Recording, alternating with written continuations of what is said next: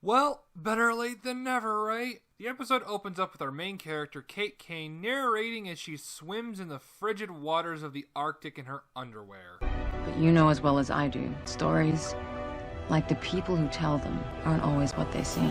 How she's still alive is anyone's guess, but fuck it. Apparently she's training for something since she finds a key and unlocks a pair of cuffs on her feet when the opening in the ice is covered, and this 90-pound woman in below freezing water manages to punch the ice until it breaks, all the while having to hold her breath under said freezing water. I'd like to remind you that it takes less than 15 minutes to go into hypothermia in Arctic waters, and this woman has no protective wetsuit on, so probably even shorter. 3 years ago, when Batman mysteriously disappeared, it divided the city. Yup, Batman has been missing for 3 years. Don't expect any adequate explanation on why he left. I mean, we kinda get one, but it's not until way later, and it's really fucking stupid. We also learn that Kate thinks Batman doesn't care, since he left 2 children in the car about to go off the side of a bridge. And if you know anything about Batman, you'll know why this is a complete betrayal and assassination of his character. We're then introduced to Catherine, Kate's stepmother, Mary, her stepsister, and Jacob, Kate's father, and the only likable character in this show. Well, that's the only excuse I have to see my radiant wife. Note to any future writers, never do this. It makes you look like an alien who doesn't understand human interaction. Have them kiss, or Mary calls Jacob dad. Just having Jacob blurt out that Catherine is his radiant wife shows your lack of talent and respect for the audience's intelligence. It also doesn't help when you have Kate explain to the audience who and what the Crows are and what they do via a narration. A more effective way would be through a newscast or newspaper headline. Something within the world instead of some empty-headed bint force-feeding it to the audience. Catherine then says Batman gave up on them, which we'll get into that in the conclusion. But right away, they are just shitting on Batman here. Everyone is here for the bat signal to be permanently turned off, and not many people were invited to this important occasion. Either that or there wasn't enough in the budget to pay more interns to dress up. The security cameras are cut off as police get picked off one by one. Our main villain and other cause of immense annoyance, Alice, appears on screen and basically announces to the city that she is the new gang leader in town. Because every smart villain would expose their face to the main authority figures they call out when they're making themselves known, right? Dumbass. Everyone is evacuated while the black chick Sophie chases one of the Wonderland gang members. Yes, that's what they're called. And no, the Mad Hatter is not among them, thank God. Sophie then manages to overpower someone who outweighs her by a good 100 pounds before being captured. Cut back to Kate as she gets a call from Mary. Kate then says their parents have been married for over a decade, because the audience is stupid apparently. For all you know, it could have been a different Mary, you twat. Mary tells Kate that Sophie is missing, and we get a really bad transition into a flashback to both of them making out. Because Kate is gay, and this show will do everything it can to hammer it into your head. Kate then tells us through narration that she's traveled the world training with combat and survivalist specialists. Because show don't tell is poison to bad writers. Now, she did this so she could join the Crows, and we will see how fucking moronic that is. But I'm ahead of myself again. Kate manages to get to the main area of a private security company somehow and meet with Jacob. Ruthless, spineless maniacs who frankly don't stand a chance against a team of ex-Navy SEALs and Green Berets. I want you to remember that because, boy, it makes our military look pathetic. You're female Bruce Wayne, but unlike him, you actually have a shot at making something of your life. Bruce Wayne is a billionaire that overcame the tragic loss of his parents to become one of the most successful businessmen and crime fighters on the fucking planet. Fuck off. Bruce was the one person who was actually there for me after Mom and Beth died. Stop forcing exposition down our throats. Show us these things. Show us what Bruce did for you and how much he cared. God, we're not even halfway through and I already want to deep throat a 12 gauge. How about we don't get expelled a week before graduation? Oh God, even the shitty flashbacks have shitty exposition. We do get more of the flashback this time, and yes, they are going there. Kate then, by some force of magic, scales the Wayne Enterprise building and manages to break into Bruce's office. office. Because fucking Batman would make it that easy, right? And apparently no one has replaced him as head of Wayne Enterprises. That's not how companies work, Batwoman. After Kate has another shitty flashback, she's confronted by Luke Fox pointing a taser at her. Apparently Kate isn't the only person to break into a building Batman owns. Just a little longer, then I can rant. Kate breaks out by picking the cuffs with a paperclip she took earlier and cuffs Luke instead. Being a smartman, Luke doesn't use his taser on her as she breaks into the Wayne computer, and the password is Alfred. Seriously. Password's still Alfred? Because fucking Batman would have something that obvious as a password. Fuck you. Tase her, you fucking clown. Right in the back of her Justin Bieber head. Kate arrives home to a surprise party, and after a talk with Mary, we get the last bit of the shitty flashback. Apparently, Kate got expelled from military school for being the big gay. Even though Don't Ask, Don't Tell was repealed 9 fucking years ago, and this is supposed to only be 4. Sophie decided to sign a document to deny that they are the big gay. Makes sense, they're only a week away from graduation, and they'd have some big career opportunities in the future if they just bite the bullet and wait. So naturally, Kate being Queen Retard on high doesn't. However, what makes this scene hilarious is that Ruby Rose, not that one, tries to act heartbroken. She looks like an android trying to mimic heartbreak. Kate tries to emotionally manipulate Sophie, but it doesn't work, and I laugh. Kate finds Alice's hideout because the cricket bat they used gave their location away. No, seriously. And manages to overpower someone who is 100 pounds heavier than her with no effort. She has no superpowers, nor does she fight smarter by using weapons or certain skills she picked up from those years of training she mentioned. She just is flat out stronger than him. And she does it again! It really breaks suspension of disbelief, especially since this is supposed to be one of the more grounded Arrowverse shows. It also doesn't help that the fight scenes are terribly shot. I wonder how it would feel if a children's show from a decade ago has better shot and choreographed and believable fight scenes than this new, progressive, modern show. I guess to be fair, she does end up using a frying pan, but that still doesn't help given how easy it was to beat them. I also want to say that this fight music is complete garbage. It doesn't match the fight, mood, or character. It's the same notes being repeated over and over and grates on the ears. Finally, she is knocked out after being conked on the head with a cricket bat and taken to Alice. And this is our first major instance of how truly terrible Ruby Rose's acting is going to be. If you didn't want an audience, I'd be dead. Then take me and let Sophie go. Money well spent. Your father doesn't want you, Kate. He shipped you away, and you show up without the proper postage. Alice, how the hell do you know that? How do you even know her name, let alone her relationship with Jacob? Well, we don't find out because Alice knocks Kate out. How she doesn't have a skull fracture now is beyond me, but fuck it. I mean, Alice swings that thing and hits Kate on the side of her head. But women are indestructible in this universe. It's funny that you think I'm joking.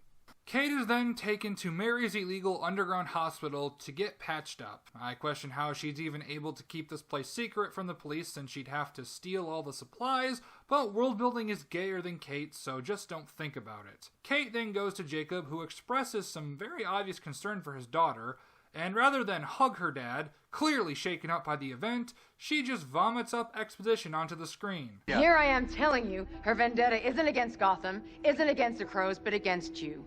Yes, I know this is need-to-know information, but a little character would be nice nonetheless. Kate is then a massive cunt to Jacob, as exposition is thrown at us faster than the Hadron Collider.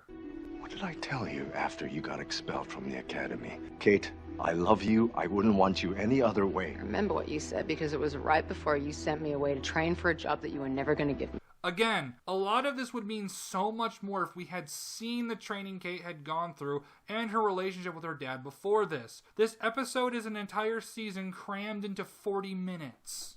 It's all so hollow. I don't know who these people are. You've just crammed a shit ton of lazy exposition down my throat and expect me to care. Show, don't tell, you troglodytes. Kate then breaks into Wayne Enterprise again, and this time we don't even see how. She then physically assaults Luke, asking him to call Bruce. What a likable character. Kate notices that Martha's necklace has been moved, somehow. Apparently Kate has a photographic memory. She moves it back and the bookcase opens. Luke tries to stop her, but this skinny white chick scares Luke. Dude, I know she looks like a 13-year-old boy, but grow some balls and tase her. Do something, you nutless ham. Of course he doesn't, and Kate discovers the Batcave. And instead of being under Wayne Manor, it's under Wayne Enterprises. Why? Why would motherfucking Batman put the Batcave under his place of work? The entire idea of putting it under his house is that there are systems of caves that would make it difficult for people to find, and it being on private property eliminated the chance of things like building inspections and the like finding it. This is all kinds of stupid. Also, Batman wouldn't have an old school elevator that anyone could use. He'd have it be something like a retinal scanner or a code that only he knew. Batman is a very paranoid character and takes as many precautions as he can. Bats start swarming around Kate because she's Bat Jesus and discovers the cheap and horrendous looking batsuit. Bruce Wayne is Batman. Well, two very prominent figures associated with Gotham vanished at the same time and have been both missing for 3 years, and Bruce certainly has the money and motivation to become a vigilante. Everyone in this city is stupid. We then get another shitty flashback to when Kate's mother and sister died and how Batman very lazily tried to save them. But what really pisses me off is that Batman, the world's greatest detective, one of the smartest people in the DC universe, couldn't solve a missing persons case. Let me repeat myself. Batman couldn't solve a missing persons case. As you've probably figured out by now, the writers are making Batman look as incompetent as possible to prop up Kate. It's a trend that hack writers tend to use, especially when trying to prop up a more diverse protagonist. The biggest betrayal, though, is the fact that Batman would not save his family. Despite Batman's cold and serious demeanor, he still cared about the people in his life. He is a caring and compassionate character when it comes to those he loves. Granted, it's in his own way, but he still cares for them and would save them in a heartbeat. He wouldn't fuck off after connecting a grappling line to a car. Fuck this piece of shit show. And yes, I know the Joker hijacked a school bus, but we barely know the context of the situation, and if he couldn't save Beth and Kate's mom, it was never established. He didn't even fucking try and fail. Just fuck you on every level. Also, this world's Batman carries lethal weapons like axes, scythes, a crossbow, knives, meat cleavers, and a fucking gun. These are the weapons of cowards. And using a gun makes you just like them. That's not the last time you'll see that clip either. Kate then tells Luke to fix the suit and, well... The suit is literal perfection. It will be, when it fits a woman. Now, this line of dialogue is very telling. Rather than have a line be, when it fits me, showing that Kate is full of herself and egotistical, which could be potential flaws to work on, she says, when it fits a woman, implying that women are somehow inherently better than men. And you may think this is just SJW paranoia, but trust me, it gets much, much worse. Also, Luke would have to make a new suit from scratch considering you're a good foot shorter and about 150 pounds lighter, but fuck logic. Kate gets a call from Mary, and apparently they found one of Alice's guys and he spilled the beans. Because shut up. Cut to Jacob making sure an event is safe, and he says he doesn't like a particular building, and as it turns out, that Alice is there, but also has a plant within the Crows. Why she would allow him to be in front of Sophie and blow his cover just in case she's rescued is beyond me, but my hetero-programmed brain must not understand this brilliant writing. Alice calls Jacob and tells him that she planted a bomb in his truck. Why would you do that, you galactic retard? No, being crazy is not an adequate explanation. Whenever the Joker announced his plans, it was specifically to draw out Batman because he was obsessed with him. I don't want to kill you. What would I do without you? You complete me. Alice has no reason to do this outside of, she crazy, y'all. She offers Jacob a choice, Sophie or Gotham. Why she doesn't just kill them both is beyond me, because unlike the Joker in The Dark Knight who was trying to prove a point, Alice is just doing this because she hates Jacob, which, again, if that's the case, then why not just do both, you retard? But then, the funniest and most cringeworthy part of the episode happens. It looks like handsome Squidward. Who the fuck designed this abortion of a costume design? Again, a children's show from a decade ago beats you in both presentation and fight scenes because damn is this fight horribly shot and choreographed. Also, how the fuck did Luke change the bat suit so fast? I guess it was magic. Kate saves Sophie and retrieves Alice's knife, which she didn't just take when she ran off because we wouldn't have a plot for next episode. Kate finds out Sophie is married to a disgusting male homo sapien. Clearly, this is representative of the plight gay people go through as heteronormativity is forced upon them. Or it's just nonsense melodrama that will be rendered pointless in the end. However, I will give this inferno of autism 1/100th of a point for Jacob telling Kate he was never going to make her a crow. Why? Because he doesn't want to see another daughter die. I mean, the dialogue is clunky, but Dougray Scott's acting is decent enough that he gets his point across. And because you're all I have left, Kate, and I don't want to lose you too. We bat leave. Fucking really? Anyways, Kate turns down the offer of being a crow in favor of taking her cousin's mantle and completely ruining it. Oh, and Alice is Beth. Way to keep the audience guessing. What post-birth abortion was this tempest of tismery? The world building is already fucked beyond repair. Bruce and Batman vanish at the same time and have been missing for the same amount of time as well, and yet no one puts two and two together. Wayne Enterprises is defunct, which makes fuck all sense since that's not how businesses work. If Mark Zuckerberg shorts out and fries his main CPU, Facebook just doesn't go away. There would be a new machine overlord to replace him. Batman's character has been obliterated. His security password is something so obvious it might as well have been Martha. Why did you say that name? He can't solve a missing persons case, keeps the Batcave under his place of work, risking someone finding out he's Batman, uses lethal weapons, and didn't even bother to try and save his family. The action scenes are horrible, and the music is grating and annoying. And while the identity politics in this episode is just one line, it gets worse. It gets much, much worse. Also, if Bruce were to go missing, wouldn't Dick Grayson pick up the mantle? Or do none of the Robins or Batgirls exist in this universe?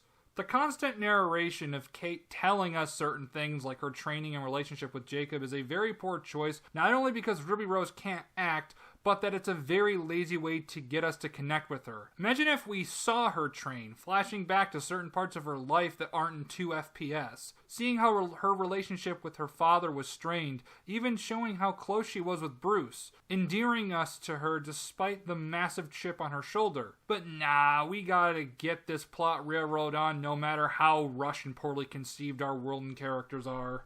Also, if Batman has been missing for 3 years, why isn't crime through the roof? You could say it was because of the crows, but that's not really established. Batman was what helped keep the crime in check in Gotham because law enforcement couldn't. It worked because Batman mostly operated outside of the law. But world building is gay, as we've already seen. But this is only the beginning. See you in episode 2.